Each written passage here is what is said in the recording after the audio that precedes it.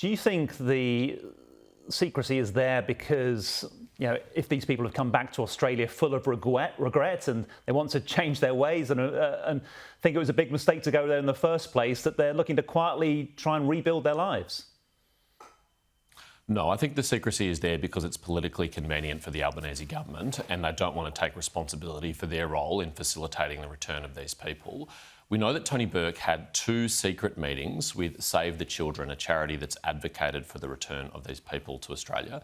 He met them once in October last year and again in June this year, but the details of those meetings have not been released. The Department of Home Affairs was not able to tell me what happened in those meetings. They did not have available the notes that were taken of those meetings.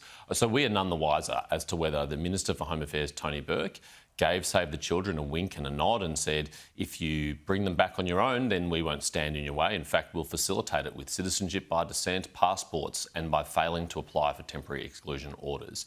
So until we can get to the bottom of those facts, and until we know whether or not these people can be charged with terrorism offences, then this government has far more to answer for than they have done so far. We're going to see a court decision later this morning about the proposed pro-Palestinian protests outside the Sydney Opera House. What are you hoping to see? I hope the court says that this protest should not proceed, and I hope the protesters heed the warnings of the court and abide by the law and do not proceed with their protest.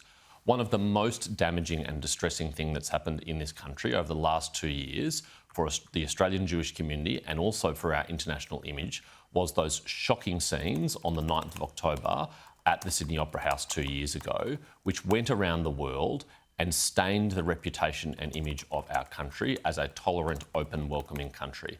People are entitled to feel very sincerely and strongly about the genuine humanitarian crisis in Gaza, which we all hope comes to an end as soon as possible.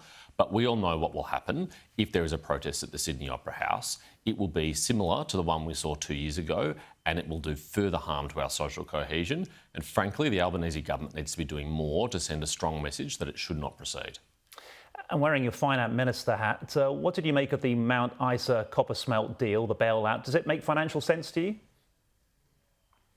Well, what would make great financial sense is providing the basic public policy settings that meant that it wasn't necessary to bail out so many heavy industries and smelters as this government has now been forced to do. But when your taxes are higher, when your red tape is greater, and when your energy prices in particular are going through the roof, unfortunately, good businesses like this, which used to be able to be highly profitable and employ lots of Australians, are becoming unviable and now require taxpayer bailouts.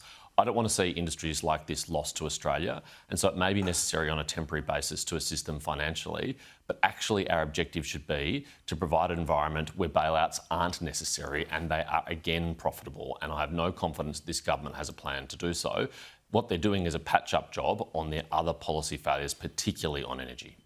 OK, James Paterson, appreciate your time this morning. Thank you.